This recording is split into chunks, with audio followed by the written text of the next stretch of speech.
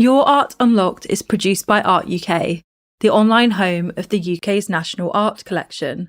This podcast is supported by Bloomberg Connects, the free arts and culture platform that provides access to over 1,300 museums, galleries, and cultural spaces around the world. Listen and follow wherever you get your podcasts.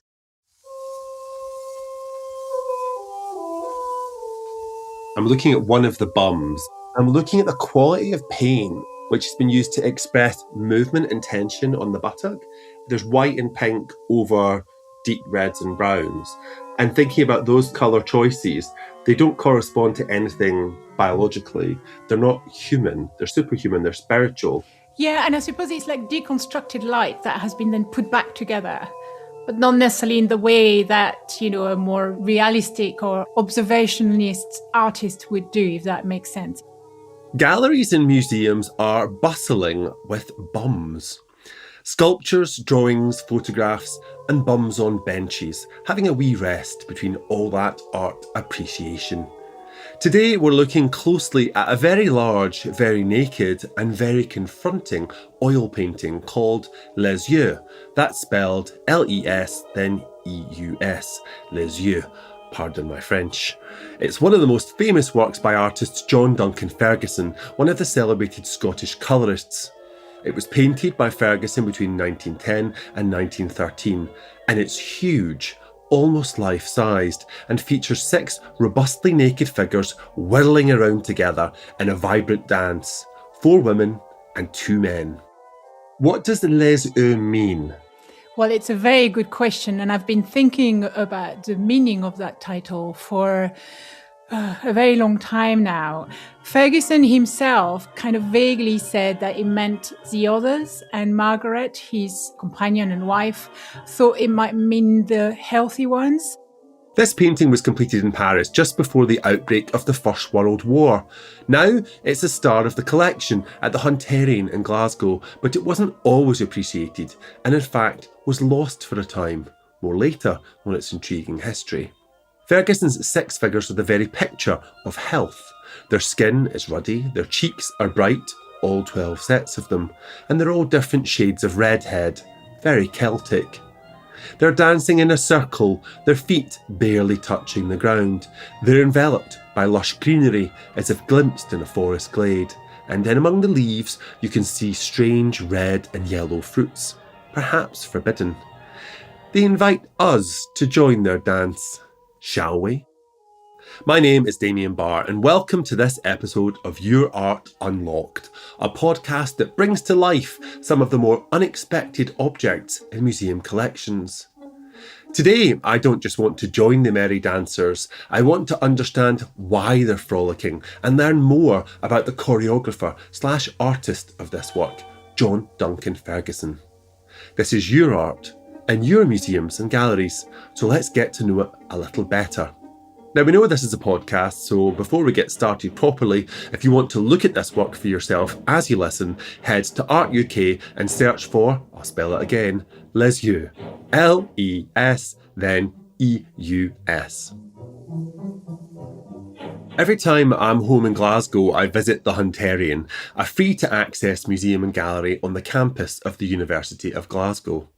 I make time to sit in the gallery in front of Les Yeux, not that I could miss it, even if I wanted to. It's so big and bright it demands your attention, which is kind of the point. The Hunterian has a famous collection of works by the Scottish Colourists, a group of 4 pioneering painters who, along with Fergusson, include Samuel John Peploe, Francis Cadell and George Hunter.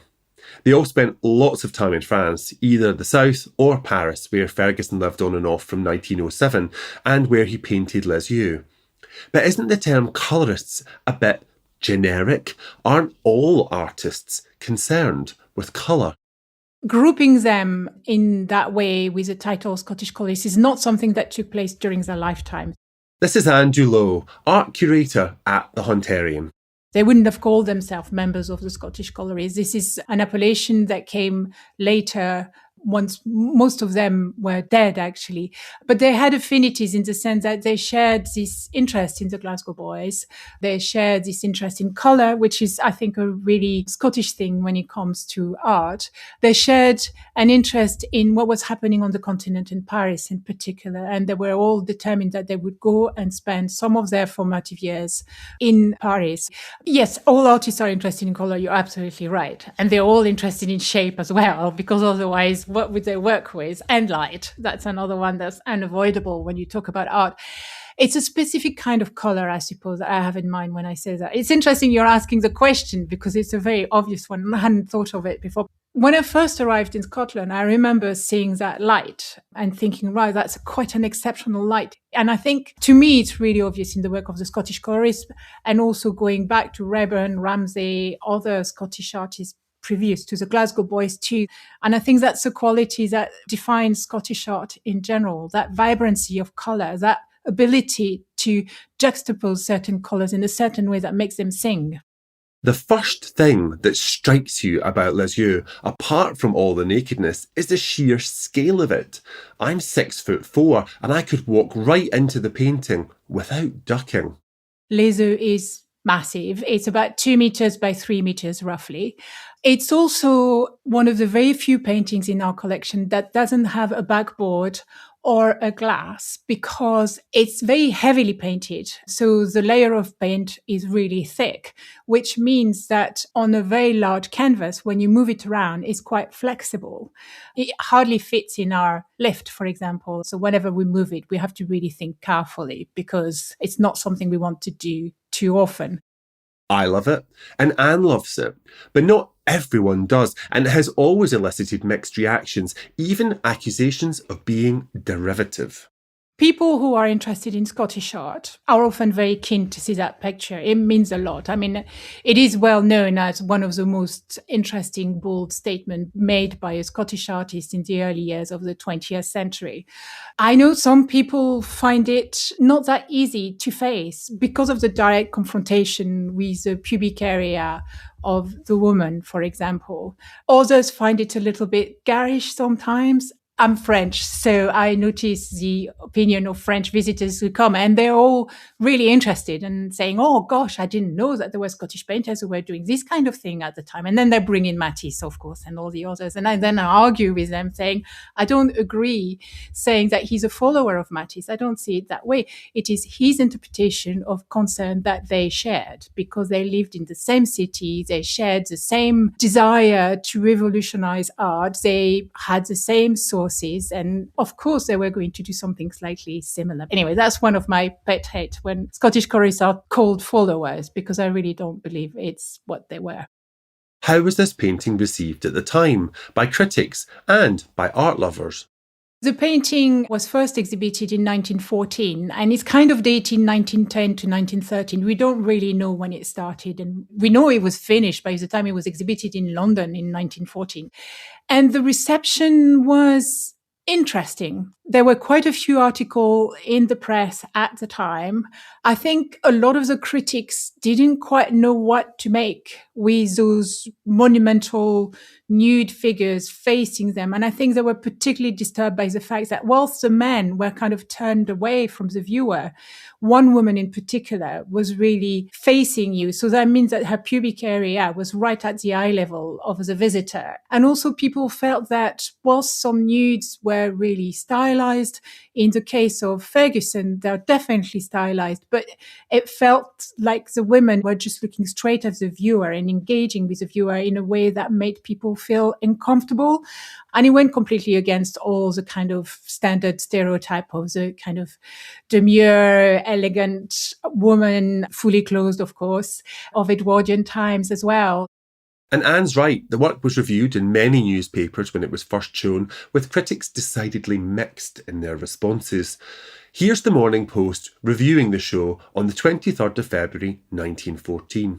And interestingly, in this review, the painting is called Les Nudes, not Les Yeux. The critic says, his latest conviction appears to be expressed in the large Les Nudes, which is very properly on view at the Doré Gallery. There is nothing new in Les Nuits.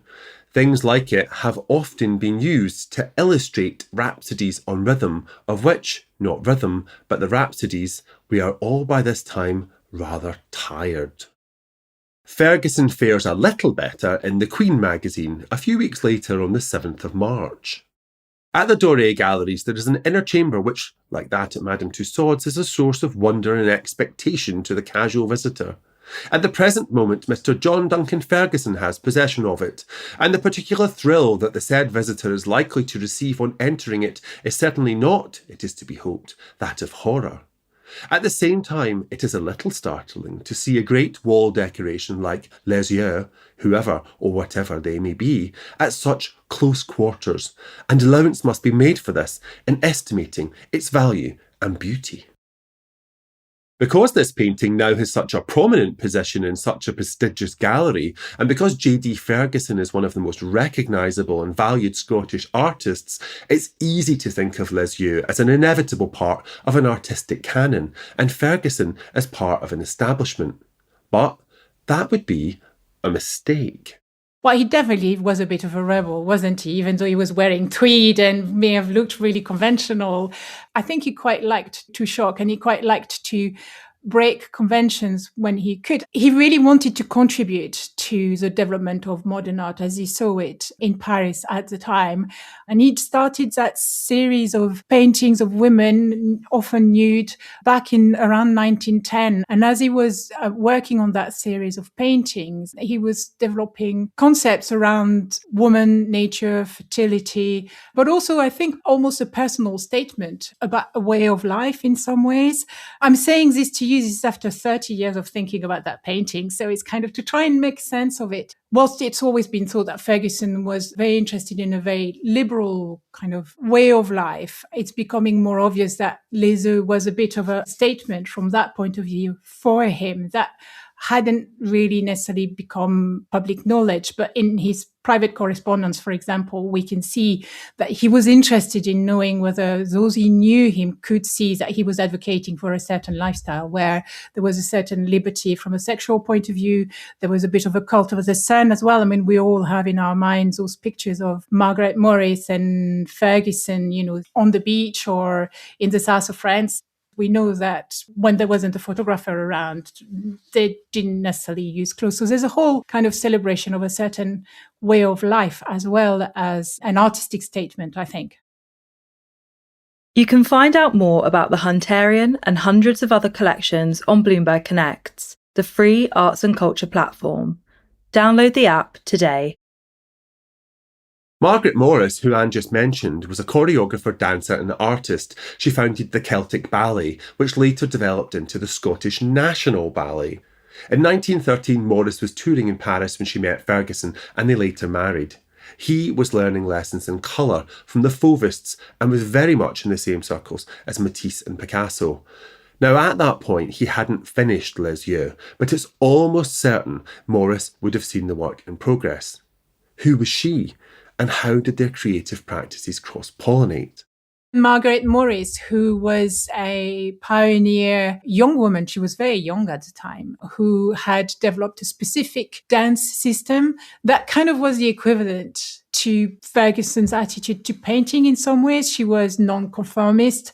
She wanted to break down the conventions of Edwardian ballet performance. She wanted to get rid of the corsets and all the physical constraints on the body. And she was really interested in dancing within a natural environment. So not necessarily on a stage, but dancing in nature, embracing nature, and to create movements that were really quite natural. So that's the beginning of modern dancing rather than the kind of classical ballet, very structured dancing. Dance was at the heart of Fergusson and Morris's life and had for some time been a subject for artists. Stravinsky's Rite of Spring premiered in 1913, causing outrage with its daringly modern structure. Les Yeux is definitely channeling that same bold spirit. Maybe it's even what Fergusson's figures are dancing to. Yes, well, I think dancing was all over Paris in the first couple of decades of the 20th century. I certainly have in mind, Toulouse-Lautrec and Degas and all the other artists who are just before Fergusson and their interest in the musical and the ballet. And we know that in 1909, 1910, the Ballets Russes were visiting Paris and their performances just set the town on fire. We know that all groups of artists went along and were fascinated. And it's always been thought that one of the main inspiration behind Les Œufs was Fergusson's attendance to the Ballets Russes. All art is political because every artist who makes it or dreams of making it exists in a world inescapably shaped by politics. You don't have to be Picasso painting Guernica to be making art about war.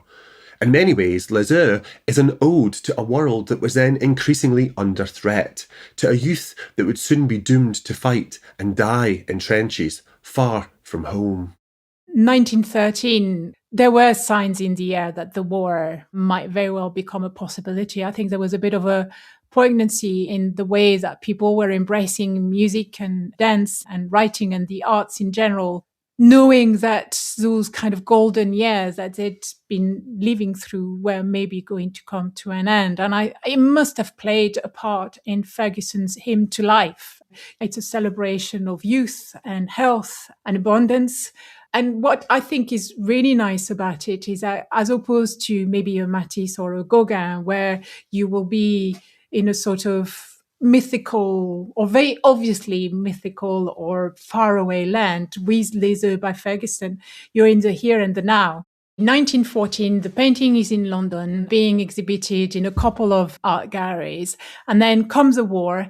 And my understanding is that it was lent by Fergusson to a friend of his who worked in a hospital to cheer up patients. So the painting was hung in a hospital and it stayed there for quite a long time and was kind of forgotten and rolled up.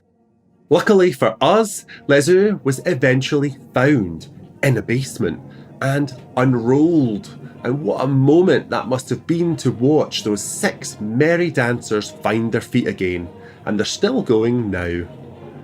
Thank you for joining me, Damian Barr, and Anne Dulau from the Hunterian in J.D. Ferguson's thrilling dance. We hope you enjoyed the whirl. For further adventures in art, treat yourself to the whole of Series 1 of Your Art Unlocked, which is available to binge wherever you get your podcasts. And listen out for the rest of this series as it arrives.